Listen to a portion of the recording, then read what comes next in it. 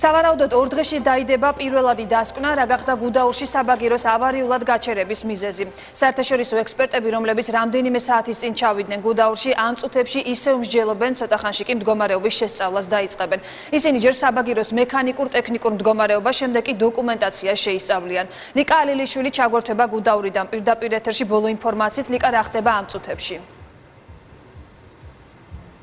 დიახ ნინო, საველე შეხვედრა, რომელიც გუდაურში დილიდან მიმდინარეობდა, უკვე დასრულებულია, თუმცა საერთაშორისო ექსპერტები, რომლებიც საქართველოში იმყოფებიან, სპეციალურად იმისთვის, რომ შეისწავლონ 16 მარტს გუდაურის საბაგიროზე მომხდარი შემთხვევა, ამ დროისთვის იმყოფებიან სწორედ გუდაურში და ისინი სწავლობენ დოკუმენტაციას, ამის შემდეგ უკვე მათ შემოუერთდებიან კრიმინალური პოლიციის წარმომადგენლები და საერთაშორისო ექსპერტები ქართველ ექსპერტებთან და პროკურატურის წარმომადგენლებთან, ასევე ეკონომიკის სამინისტროს წარმომადგენლებთან ერთად გაემართებიან შემთხვევის ადგილზე. ჩვენ ველოდებით თუ როდის მორჩებიან ექსპერტები დოკუმენტების შესწავლას, ამის შემდეგ ისინი შემთხვევის ადგილზე მივლენ, როგორც გითხარით და დაიწყებენ უკვე შემთხვევის ადგილის შესწავლას და თუ რა მოხდა 16 მარტს გუდაურის საბაგიროზე.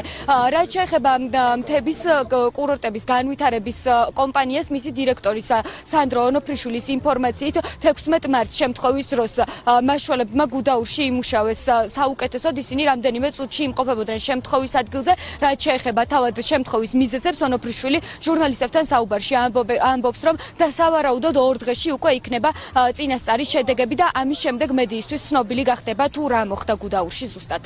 მიზანი, რატომაც ჩვენ ვახორციელებთ საგამოძიებო მოქმედებებს, არის ემსახურება იმას, რომ ზუსტად ყველა ის კითხვა, რომელიც დღეს არსებობს საზოგადოებაში, გაეცეს პასუხი და ამიტომაც ჩვენი მოთხოვნა იყო, რომ საერთაშორისო ექსპერტიზა ჩართულიყო, რომ არ ყოფილიყო დამატებითი კითხვები საზოგადოების მხრიდან. შესაბამისად, ჩვენ შევეცდებით, რომ უმოკლეს დროში აღნიშნული დასკვნა უკვე გავაცნოთ საზოგადოებას. მაშველება იმუშავეს ზედმიწევნი ძალიან კარგად.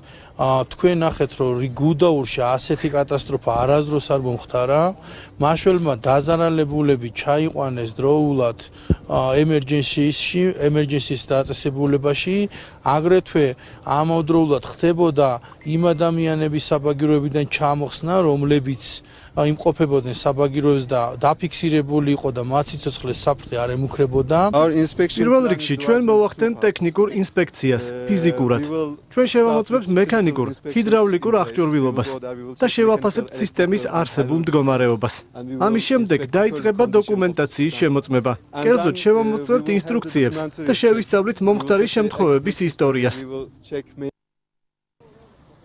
გუდაურში შემთხვევა 16 მარტს მოხდა, შედეგად 11 ადამიანი დაშავდა, როგორც უკვე გითხარით, ექსპერტები იმყოფებიან, საერთაშორისო ექსპერტები გუდაურში და დაახლოებით რამდენიმე წუთში, სავარაუდოდ ცოტა ხანში ისინი უკვე ავლენ შემთხვევის ადგილზე და დაიწყებენ საბაგიროს შესწავლას. გუდაურიდან ეს იყო ლიკა ალილიშვილი.